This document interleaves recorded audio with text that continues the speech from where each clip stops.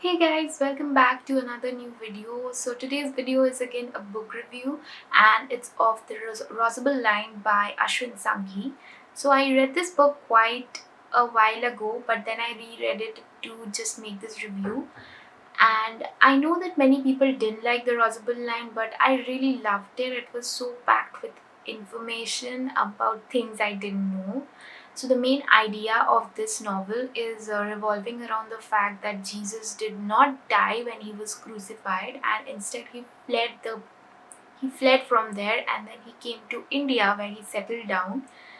So I can't really give you much detail about what happened because then I'll just be giving you spoilers. So main idea is that he was crucified, but then he didn't die.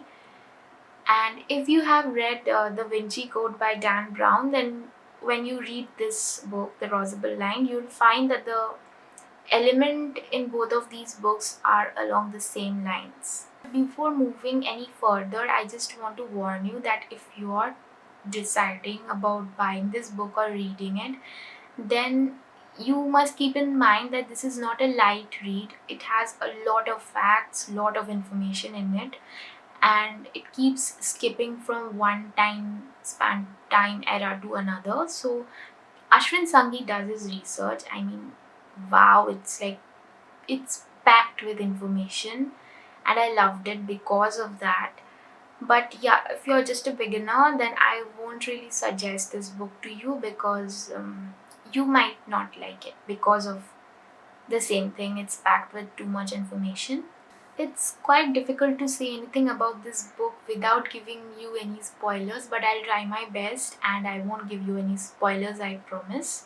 So, the main character of this story is Vincent Clare, who is basically having deja vu or visions which he believes is from his past, and he cannot really understand what he's seeing. So, and in order to find out what he is seeing and what it means, he has to come to India, and he does come to India. But at this point, many things are happening, and all at the same time. The book just jumps from one year to another year, and it keeps shuffling between different years. And this is where people get confused while reading this book. I read it in about 2 to 3 days because I was so engrossed in it. I loved all the things that I mentioned there. But yeah, it can be confusing. But honestly, it's those details that are very intriguing and kept me so engrossed in the book. I literally turned one page after the other and kept finding different details about things I didn't know.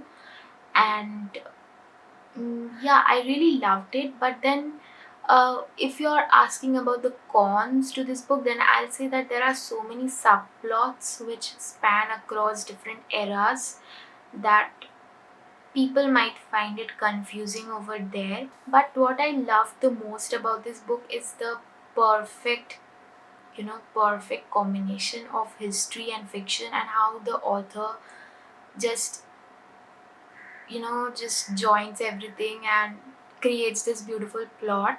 It is the debut novel of Ashwin Sanghi, and I'd say as a debut novel, it was really good. If I have to rate this book, then I will rate it 3.7 out of 5.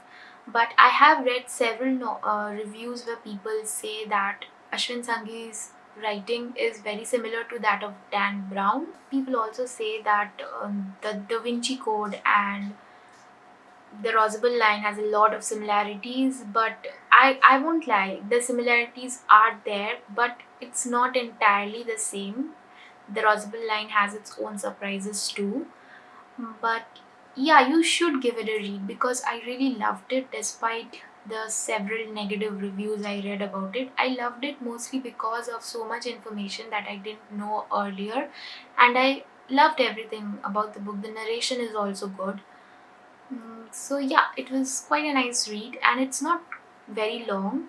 I'm currently reading Chanakya's Chant, the second book of Ashwin Sanghi in the same Bharat series, but this one is taking too long to finish. I started it more than 2 weeks back and I have still not finished it, which is quite unlike me because I really finish a book within a week. If that's the longest I take. If a book is a page turner, I finish it in maximum of 2 days. I'm not bragging, but like that's the way how I love to read books.